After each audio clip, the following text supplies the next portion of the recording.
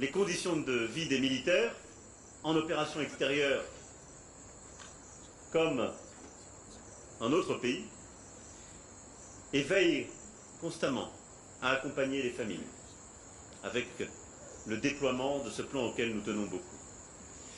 Ces familles, je veux les saluer très chaleureusement ce soir. D'abord les familles de militaires qui vivent ici, celles qui sont installées pour un peu plus longtemps. Pour la majorité d'entre vous, je le disais, les familles sont en France. Mais je sais aussi l'engagement que, pour les épouses, les époux, les enfants, accompagner une mission comme celle-ci représente. Je veux ici vous en remercier. Nous veillons à ce que, là aussi, les conditions de vie soient améliorées, l'accompagnement pour la scolarité des enfants, le travail, les conditions aussi du retour soient constamment améliorées. Merci de votre engagement pour ces missions plus longues. Je veux aussi saluer vos familles qui sont en France, loin de vous, en ces moments particuliers. Je sais les contraintes que fait peser sur elles votre engagement au service de la France. Et je leur sais gré d'assumer toujours cette part d'inquiétude due à l'absence, au risque porté chaque fois que vous êtes envoyé en mission. Cette part d'inconfort aussi, que l'imprévisibilité de la condition militaire engendre nécessairement. Cette condition militaire que nous ne devons jamais oublier dans ce qu'elle emporte d'unique et dans tout ce qu'elle exige,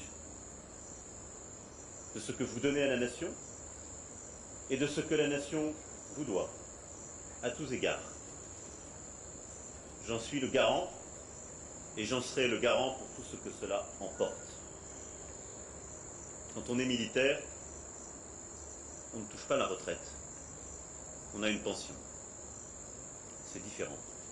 Tout est différent.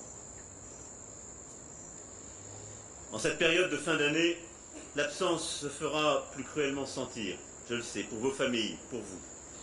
Alors que beaucoup de nos compatriotes passeront Noël en famille.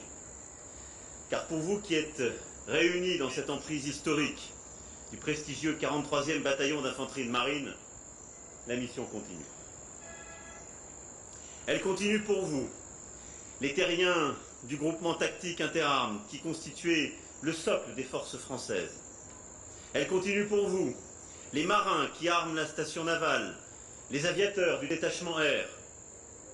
Elle continue pour vous, également, les militaires et personnels civils du groupement de soutien de la base de défense, comme de l'ensemble des directions et services interarmés, sans lesquels les FFCI ne pourraient pas être une plateforme opérationnelle et logistique majeure sur la façade ouest africaine.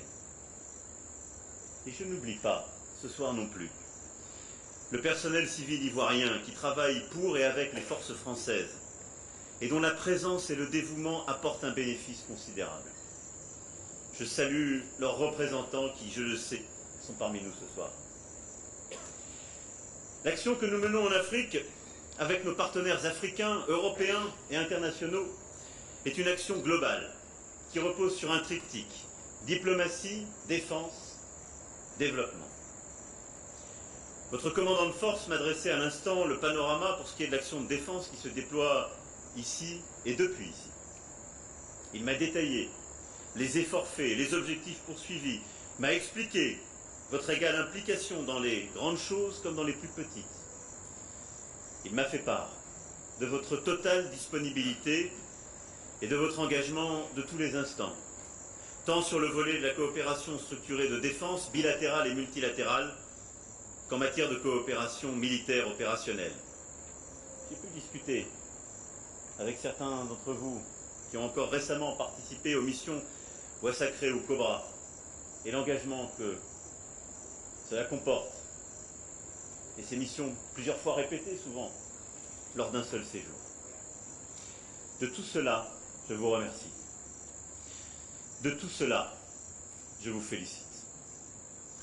L'efficacité de l'action internationale de la France et la qualité de nos relations avec nos partenaires régionaux se fondent bien évidemment sur des concepts, des organisations, des budgets, mais elle repose toujours sur l'investissement personnel de chacun, diplomate, militaire, acteur du développement, sur cette connaissance intime de l'Afrique que vous cultivez et sur une capacité à s'adapter au réel, je dirais même à aimer le réel, qui est votre marque et qui est, je crois, une marque des armées françaises.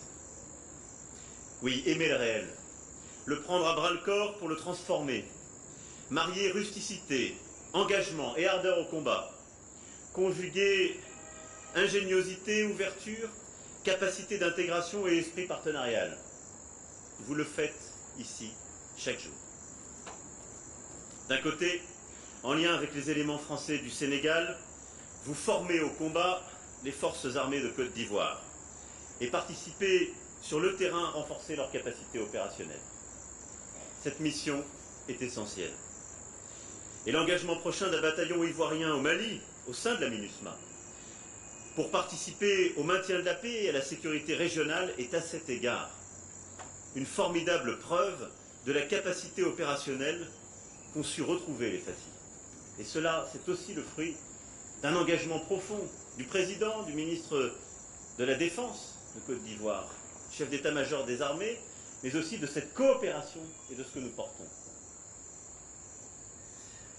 De l'autre côté, avec l'ensemble de la communauté française de défense, vous êtes amenés à collaborer avec des ONG, vous aidez les écoles, vous soutenez des associations d'aide aux personnes handicapées, vous êtes également pleinement impliqués dans cet ambitieux projet d'Académie internationale de lutte contre le terrorisme qui profitera demain à toute l'Afrique de l'Ouest.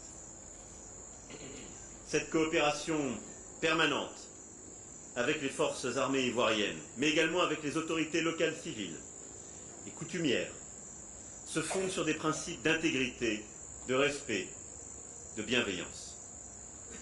Aider, former, accompagner, soutenir, appuyer, instruction opérationnelle et action civilo-militaire. Tel est votre quotidien. Et tel est le socle aussi ici de notre légitimité. Et vous le savez mieux que quiconque, car vous en êtes les artisans. Dans ces échanges mutuels que vous avez avec la population, dans ce travail conjoint avec les armées ivoiriennes, chacun en sort grandi. C'est une confiance aussi pour plusieurs années, plusieurs décennies qui se bâtit. Tout le monde y gagne. Le personnel de la mission de défense et nos coopérants militaires pourraient en témoigner ce soir, j'en suis sûr. Et puis, vous êtes en mesure, dès qu'il le faut, de vous constituer en point de renfort logistique afin d'appuyer les interventions françaises dans la région ouest-africaine. Je pense à la plus importante d'entre elles, Barkhane, qui se déroule au Sahel, et à la plus ancienne d'entre elles, Corumbe, dans les eaux du golfe de Guinée. Cela fait en effet près de 30 ans que Corumbe regroupe dans le golfe de Guinée 1 à 2 bâtiments de notre marine, de façon quasi permanente. Cette présence participe fortement à la sécurisation régionale, et c'est pour cela que demain encore, cet engagement se poursuivra en coopération, afin de protéger nos intérêts dans la zone, d'aider au renforcement des capacités des marines riveraines et de participer à la lutte contre le brigandage armé et les pirateries maritimes. Grâce à vous, Corumbe est soutenue, renforcée, et cette mission peut se poursuivre. Elle est essentielle pour tous les pays du Golfe. Quand il s'agit de se battre contre la piraterie, qu'elle touche la pêche, comme les actions terroristes, la France est là, reconnue, attendue, efficace. Loin également de la Côte d'Ivoire, dans les déserts du Sahel cette fois, Barkhane vous mobilise beaucoup, car la base opérationnelle avancée constitue, avec Dakar et Douala, l'un des 3 points maritimes avancés de l'opération.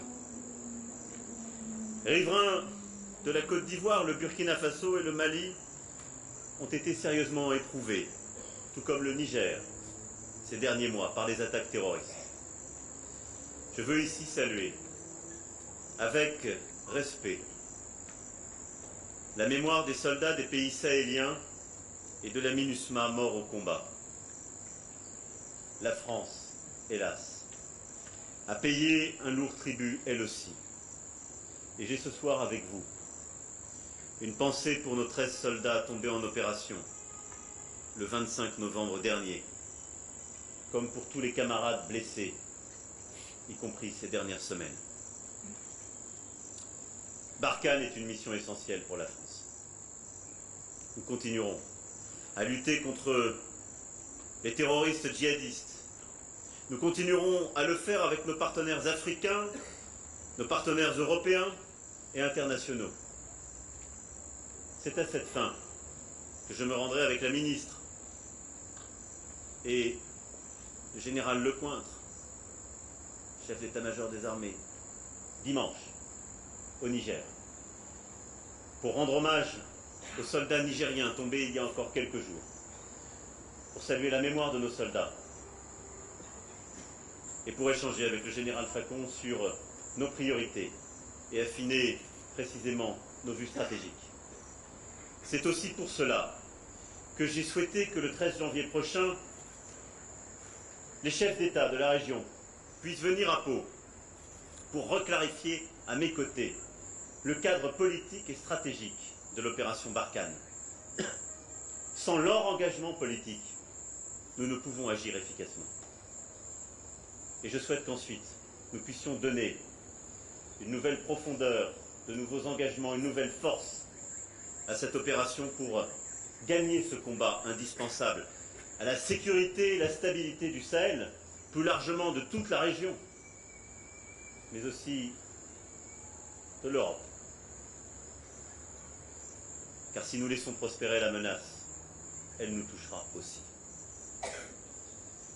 Les forces prépositionnées en Côte d'Ivoire, comme les pôles de coopération au Gabon, au Sénégal, continueront à jouer un rôle majeur en complément des actions de la force Barkhane.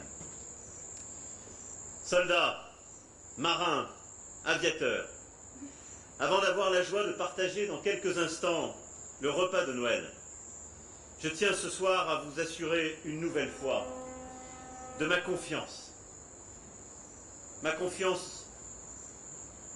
en votre engagement, en vous, en vos chefs, et à vous exprimer à nouveau la reconnaissance de la nation pour ce que vous faites, pour ce que vous êtes. J'adresse à chacune et chacun d'entre vous tous mes vœux de bonheur personnel et familial pour l'année 2020, mais aussi de réussite dans la poursuite de vos missions, pour le succès de notre pays, de nos armées.